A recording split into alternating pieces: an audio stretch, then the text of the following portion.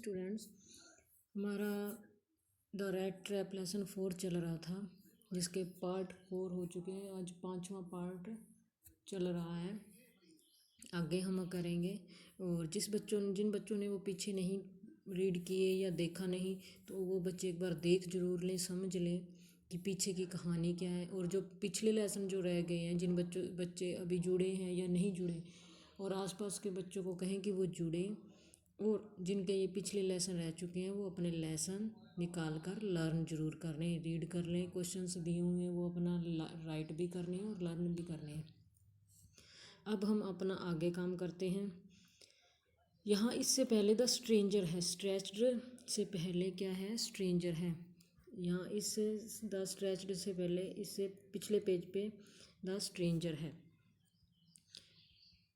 The stranger stressed himself out on the floor. और जो अजनबी था पेडलर, वहाँ भट्टी के पास गया हुआ था, और जो आयरन मास्टर था वो उसे मनाता है कि घर चल, पर वो घर नहीं जाता। और घर जाने के बाद वो अपनी बेटी को भेजता है। जब उसकी बेटी वहाँ आती है तो भट्टी के पास अजनबी लेटा हुआ होता है फर्श पर, and lay with a piece of pig iron under his head. और अपने सिर के नीचे एक बड़ा सा टुकड़ा लोहे का रखा हुआ होता है। And his hat pulled down over his eyes. और उसकी जो टोपी जो उसने पहन रखी थी, उसने अपनी आंखों के ऊपर कर रखी होती है। As soon as the young girl caught sight of him. जो ही उस युवा लड़की ने उसकी तरफ देखा, उसकी तरफ नज़र डाली, शी वेंट अप, उसके पास गई, एंड लिफ्टेड हिज हैट, और उसकी टोपी उठाई। The man was evidently used to sleeping with one eye open. और ये अजनबी आमतौर पर उसकी आदत थी कि एक आँख खुली रखना, नींद के समय सोते हुए एक आँख खुली रखने की आदत थी। He jumped up abruptly and seemed to be quite frightened.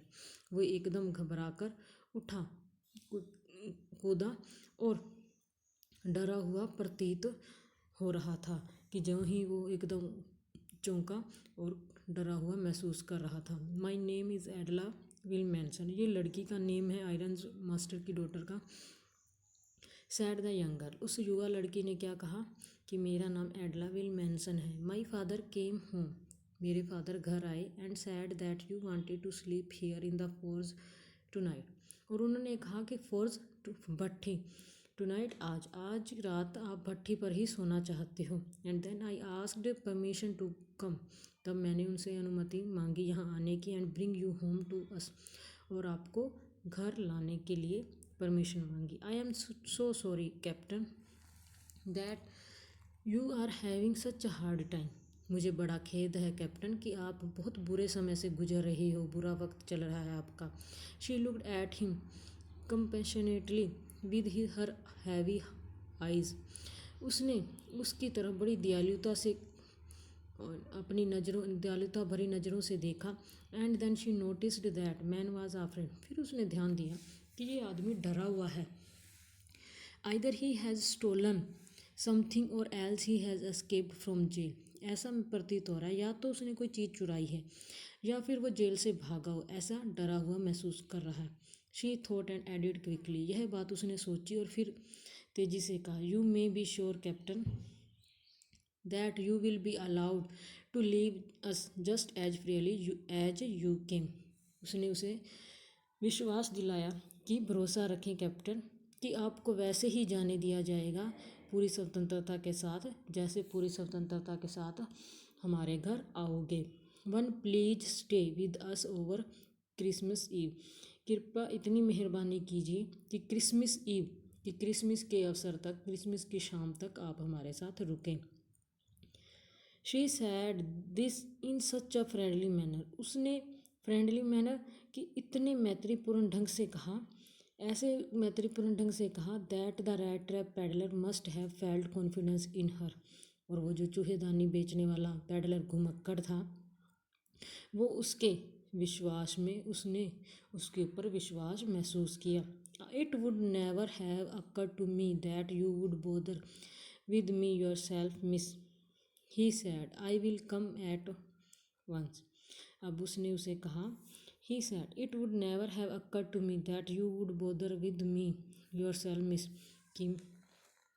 Miss कि ऐसा भी नहीं होगा कि आप मेरे साथ मेरी कंपनी के साथ उबाऊ महसूस करोगे, और मैं भी भरोसा दिलाता हूँ और मैं आपके साथ तैयार हूँ चलने के लिए। He accepted the fur coat.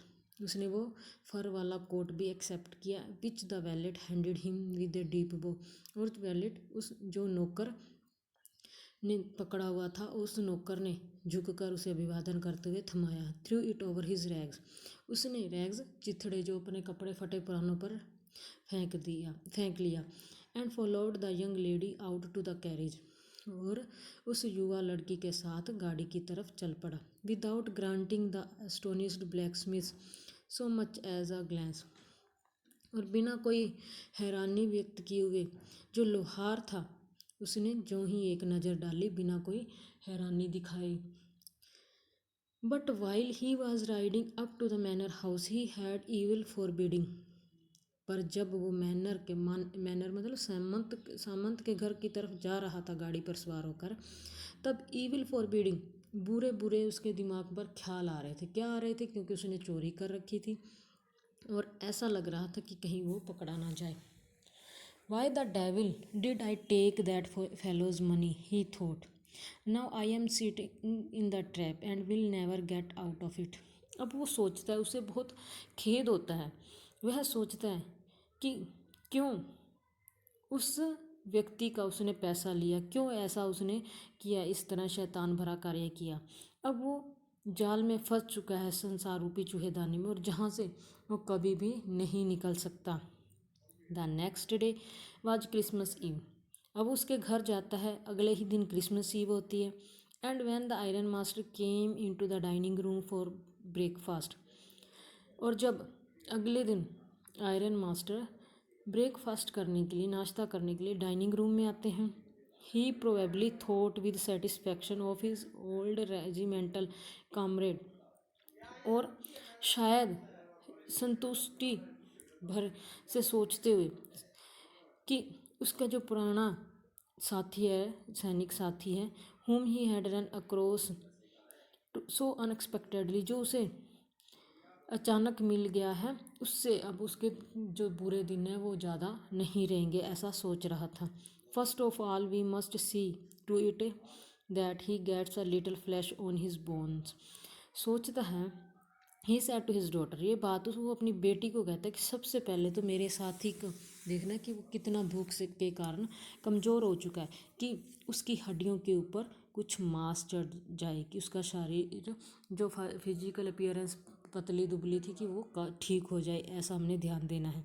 Who was busy at the table. उसकी बेटी जो टेबल पर सामान रखने में बहुत ज़्यादा व्यस्त थी, उसने कहा। Then we must see that he gets something else to do than to run around the country selling rat traps। फिर हमने ऐसा भी देखना, ऐसा भी कुछ करना है कि उसे देहात के इलाके में नगर के इलाकों में चूहेदानी बेचने के लिए ना जाना पड़े, या और कोई वस्तुएं बेचने के लिए जगह जगह ना घूमना पड़े। हमें कुछ ऐसा करना हो कि वो बैठकर कमा सके। तो बच्चों, यहाँ तक था। अगला जो पार्ट हम आगे करेंगे कल। यहीं तक का हमारा लेसन था।